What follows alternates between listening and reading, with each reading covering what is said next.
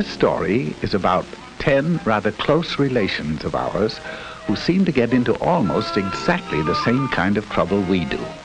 All 10 of these jolly characters lived in the same neighborhood and were all good friends, generally speaking. Each of them had a bicycle, and each took care of his bicycle in exactly the way that he took care of himself.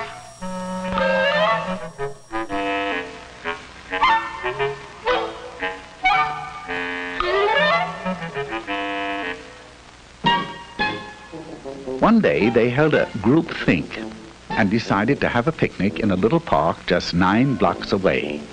Now that doesn't sound far, but a lot can happen in 9 blocks, right? Well, sound off out there. I said right? Right. So, they all ran home and made themselves sandwiches. I know that doesn't sound too likely, but of course, they're not quite human. Then they hurried back, all ready to go. Now, one of the 10 was a rather hungry type. His name was Slim Jim McGupney, and his picnic lunch was what you might call a portable banquet, right? Right. Slim knew that his big sack would be hard to handle, so he asked Orville Slump if he'd carry it for him. Orville had a basket on the rear of his bike. He was a good sort, and he answered, okay. Some of the others noticed this and asked him if he'd carry theirs, too. Orville answered graciously, well, I guess so. And naturally, everybody else did the same until Orville's rear basket looked like a chuck wagon.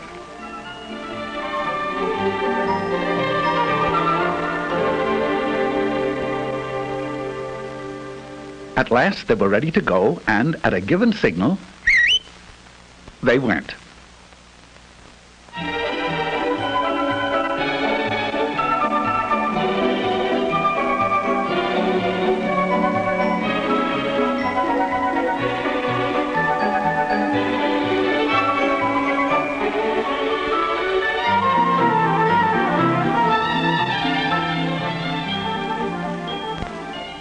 Now this is Rooty Toot Jasperson. He had the newest bike in the bunch, and he was as proud of it as he could be. He made it a point to get in the lead, and there he intended to stay. It would seem that Rooty Toot was a slam-bang go-getter headed for big things in life, right? Right. But when you have to be first all the time, there are a few things you find you don't have time for. Such things as making hand signals. Oh, he knew very well that bike riders are supposed to signal just like auto drivers. Hand down for slow or stop. Hand up for right turn. Hand straight out for left turn. But pretty soon, he began to feel silly making so many signals to stay out in front. So he skipped one to rest his poor old tired arm. Just one signal, once.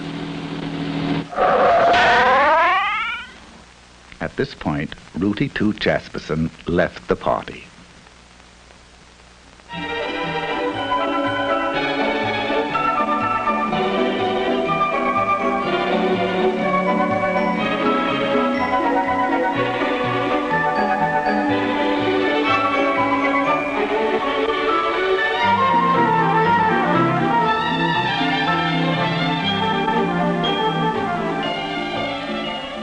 This charming little thing was actually christened Tinkerbell McDillingfitty.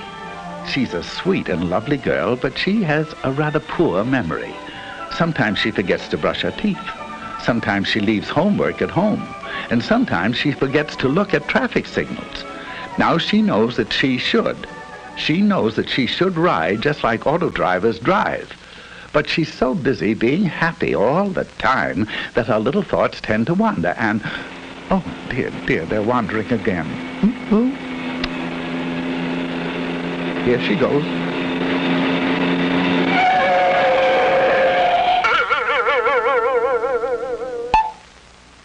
Exit Tinkerbell McDillingfitty. She forgot now and then.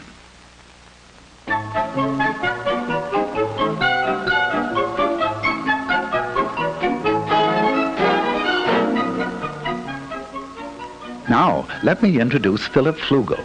He's a star athlete, the president of his class, an honor student, and he has the handsomest profile in school. Just look at it, will you? Now, Flug, as his friends call him, has one little flaw in his character. He is very easily bored. Right now, he's asking himself why everyone has to go up this side of the street. It's so samey. So, proving that even a class president can make mistakes, he decided to ride against traffic. Oh, he knows that auto drivers never do this, and that he should follow the very same traffic rules.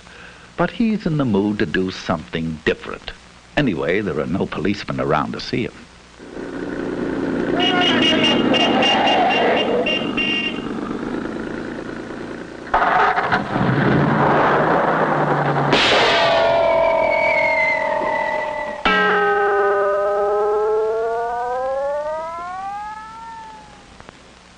Philip Flugel is no longer bored.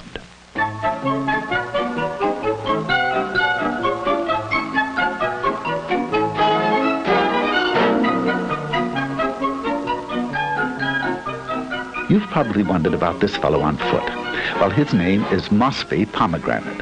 He is splendid in dramatics, but he works so hard memorizing his lines that he doesn't get around to a lot of other things.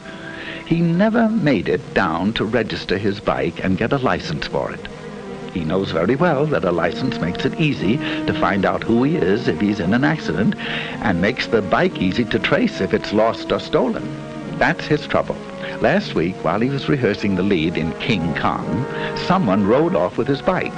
He went to the police, but of course they couldn't help him since it had no license or registration. He stomped out of the police station angrily, and he's been stomping ever since.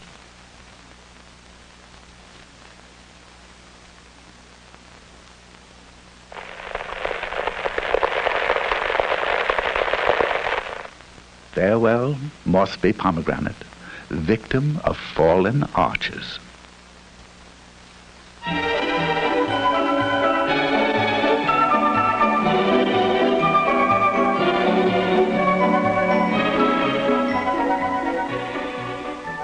If you look carefully, you'll see Trigby Phipps.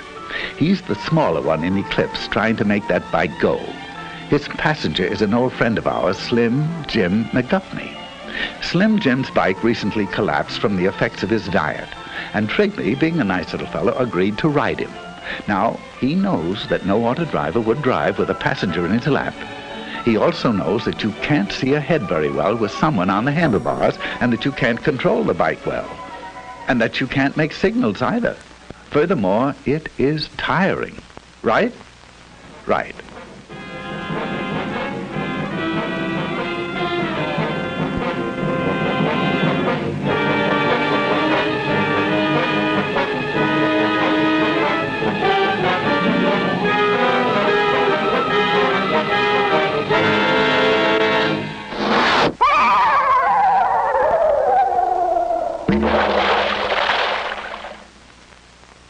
So long, fellas. There seems to be a flaw in the buddy system.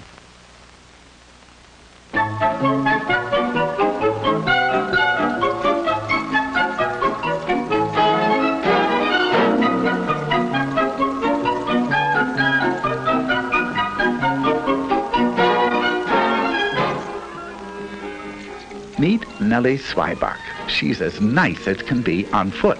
But when she gets on that bike, sweet Nellie becomes terribly impatient with other people's driving. Although there are only a few left now, she's having trouble sharing the street with them. So Nelbert is about to make a decision she'd never make if she weren't angry. There she goes. There she goes. She knows that riding on the sidewalk isn't allowed in her city and many others, and that even where it is, pedestrians always have the right of way. But Nelbert's upset, and she'd like to know just one good reason why she shouldn't take over the sidewalk all to herself.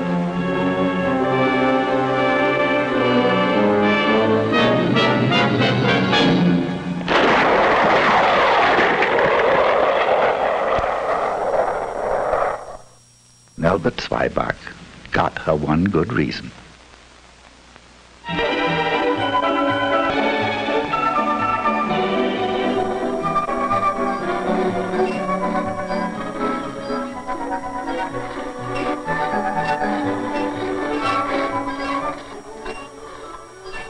Those noises you hear come from the transportation of Filbert Bagel.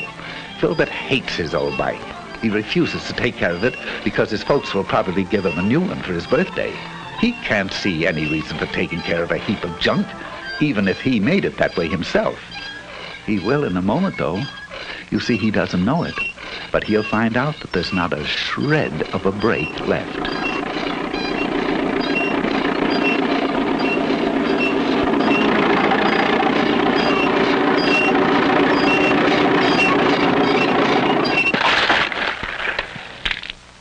Now, Filbert would be the first to agree that if it's worth riding, it's worth taking care of. Right? Right.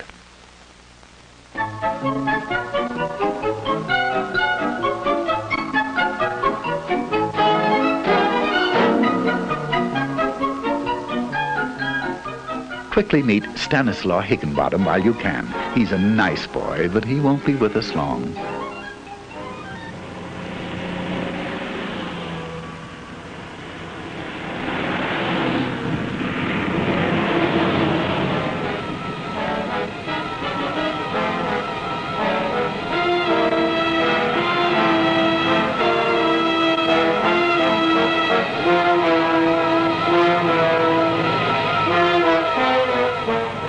You are now looking straight at Stanislaw Higginbottom.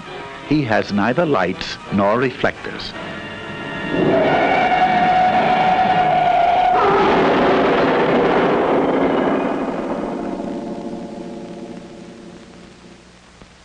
Stanislaw just wasn't quite bright enough.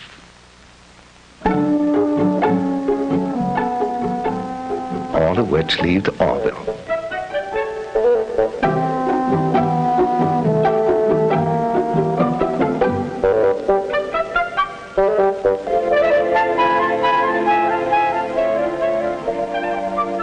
He'll get fat, all right. And here's why he ended up with all these groceries that he doesn't really want. This was Rooty Toot Jasperson. Maybe you remember why he didn't make the picnic. He didn't signal, just once. Do you recall Tinkerbell McDillingfiddy? She forgot to watch the signals, just once. And good old Phil Flugel, he rode up the wrong side of the street, once. Mossby Pomegranate was the walking one. He didn't get around to registering his bike and getting a license. It would have taken him only a few minutes. The small one was Trigby Phipps, and his passenger was Slim Jim McGupney. They rode double into trouble. Who can forget Nelbert Swyback? She wanted to know one good reason why the sidewalks didn't belong to her. Then there was Filbert Bagel. He didn't take care of his brakes, so they didn't take care of him. And good old Stanislaw Higginbottom. No lights, no reflector, no Stanislaw.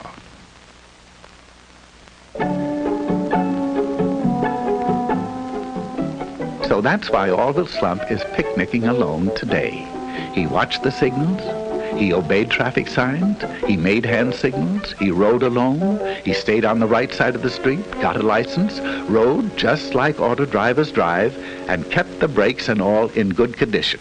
And he got fat. Of course, it was very lonely, but not as lonely as this.